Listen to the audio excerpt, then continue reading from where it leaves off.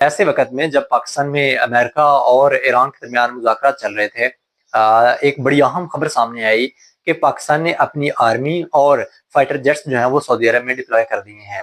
اب یہ بڑی اہم خبر تھی، اور یہ اہم خبر اس لیے حاصل ہے کیونکہ ہم جانتے ہیں کہ پاکستان ہمیشہ ایک ثالث کا کردار ادا کیا ہے اس جنگ میں، اور پاکستان نے ہمیشہ اپنے آپ کو ایک میڈیٹر کے طور پہ ثابت کیا ہے۔ پاکستان نے ہمیشہ اپنے آپ کو ایک نیوٹرل کنٹری کے طور پہ دیکھا ہے۔ بٹ جب یہ تعیناتی ہوتی ہے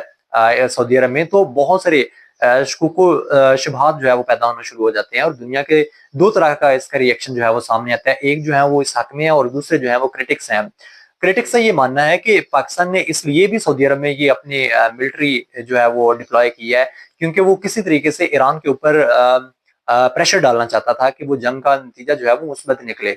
لیکن دوسرے جو اس کے حق میں ہیں وہ یہ سمجھتے ہیں کہ پاکستان کا جو معاہدہ ہے سعودی عرب کے ساتھ، دفاعی معاہدہ ہے، اس کے مطابق پاکستان نے اپنی آرمی اور پاکستان نے اپنے فائٹر جیٹس جو ہیں وہ ڈپلوائے کیے ہیں سعودی عرب میں۔ اور ہم جانتے ہیں کہ یہ جو لوکیشن ہے یہ بھی بڑی اہم ہے جہاں پہ جا کے پاکستان نے اپنے جہاز اور ملٹری لوکیٹ کی ہے۔ یہ کنگ عبدالعزیز جو ہے وہ ایئر بیس ہے، جو ایک بڑی اہم لوکیشن ہے، اسٹریٹجک لوکیشن ہے۔ پاکستان جانتا ہے کہ پاکستان کی جو آرمی ہے وہ بڑی مضبوط ہے، دنیا تمام یہ بھی جانتی ہے پاکستان کے علاوہ بھی کہ پاکستان کی آرمی مضبوط ہے۔ اور جس جگہ پہ یہ ڈپلوائے کی گئی ہے وہاں پہ بحرین اور سعودی عرب کے درمیان ایک روڈ بنا ہوا ہے جہاں پہ یہ آرمی جو ہے وہ لائی کرتی ہے، اور خاص طور پہ اس کی جو سرحد ہے وہ گلفین کے بعد جو ہے وہ ایران کے ساتھ ملتی ہے۔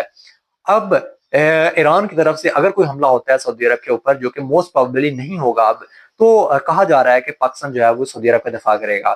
حالانکہ ہمارے خیال میں ایسی کوئی بات نہیں ہوگی۔ یقینی طور پہ پاکستان نے پہلے بھی ایک بہترین ثالث کا کردار ادا کیا، اور اب بھی پاکستان ایک ثالث کا کردار ادا کرتا رہے گا تاکہ دنیا میں ایک مثبت تبدیلی جو ہے وہ رونما ہو سکے۔ یہاں پہ ایک اور خبر بھی بڑی اہم آئی کہ جیسے یہ مذاکرات ہونا تھے اس سے کچھ ٹائم پہلے سعودی عرب کے وزیر خزانہ جو ہے وہ پاکستان پہنچے۔ ان کی جو ہے وزیر خزانہ پاکستان اورنگزیب صاحب کے ساتھ بھی ملاقات ہوئی، اور اسی طرح سے جو وزیر اعظم پاکستان جناب شہباز شریف صاحب جو ہیں ان کے ساتھ بھی ان کی بڑی اہم ملاقات ہوئی۔ اب یہ ملاقات بھی اپنے لحاظ سے ایک بڑی اہم چیز ہے۔ اس کی بنیادی وجہ یہ ہے کہ ایک ایسے وقت میں جب پاکستان ایک بڑا اہم نوعیت کے معاملات میں اپنے آپ کو مصروف کیے ہوئے تھا، تو ایک دم سے سعودی عرب کے وزیر خزانہ جو ہے وہ پاکستان آتے ہیں۔ یہ انڈیکیشن ہے، بیسیکلی ہم جانتے ہیں کہ پچھلے دنوں میں یو اے ای نے پاکستان سے اپنا جو قرضہ دیا ہوا تھا تقریباً $3.5 ارب کا، وہ واپس مانگ لیا تھا، اور پاکستان نے بھی یہ قرض واپس کرنے کی یقین دہانی کروا دی تھی۔ تو ایسے وقت میں جب پاکستان کے اوپر دباؤ آ سکتا تھا، پاکستان کے جو زر مبادلہ کے ذخائر ہیں ان میں کمی واقع ہو سکتی ہے، اور پاکستان کے روپے کے اوپر بڑا پریشر آ سکتا تھا۔ یہ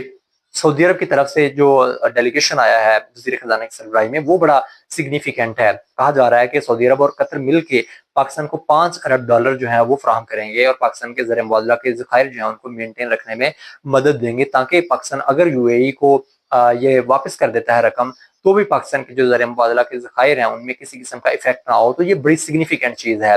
اب اگر اس تعیناتی کو، جو کہ پاکستان کی آرمی جو ہے وہ تعینات ہوئی ہے سعودی عرب میں، اور یہ جو وزیر خزانہ کا دورہ ہوا ہے سعودی عرب کا، اگر ان دونوں کو ہم ریلیٹ کرتے ہیں تو یہ بڑے سگنیفیکینٹ ہے، کیونکہ یہ چیز سامنے آ جائے گی کہ پاکستان اور سعودی عرب کے درمیان جو تعلقات ہیں وہ اکنامک بھی ہیں اور اسٹریٹجک بھی ہیں۔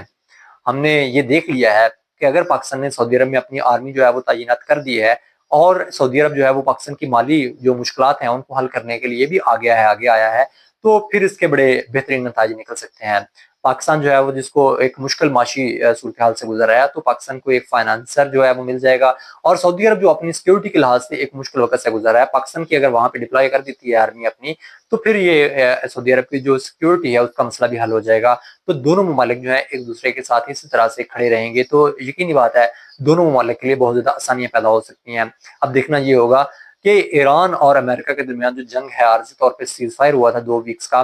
وہ مذاکرات کے بغیر نتیجہ ختم ہونے کے بعد کب تک وہ جاری رہتا ہے، اور کیا سعودی عرب دوبارہ سے انڈر اٹیک آ سکتا ہے، اور اگر خدا نخواستہ ایران نے دوبارہ سے سعودی عرب کے اوپر حملہ کیا تو پاکستان کا کیا ری ایکشن ہوگا، یہ بہرکیف آنے والے وقت میں دیکھنا جو ہے وہ باقی ہے۔ تاکہ پاکستان جو ہے وہ ایک ثالثی کا کردار بھی ادا کر رہا ہے، اور پاکستان یہ چاہتا بھی ہے کہ اس جنگ کو ثالثی کے ذریعے روکا جائے۔ بٹ اگر پاکستان اور سعودی عرب جو ہے وہ ایک دوسرے کے اسٹریٹجک پارٹنر ہیں، اور کوئی بھی تیسرا ملک جو ہے وہ سعودی عرب کے اوپر یا پاکستان کے اوپر حملہ کرے گا، تو یقینی بات ہے کہ پاکستان اور سعودی عرب دونوں ایک دوسرے کا ساتھ دیں گے۔ آپ دیکھنا یہ ہے کہ یہ جو معاہدہ ہوا ہے پاکستان اور سعودی عرب کے درمیان، یہ کس حد تک قابل عمل ہے، اور دوسرا پاکستان جو ہے وہ کس طرح سے اپنے آپ کو ایک سازش کے طور پر ثابت کرتا ہے، یہ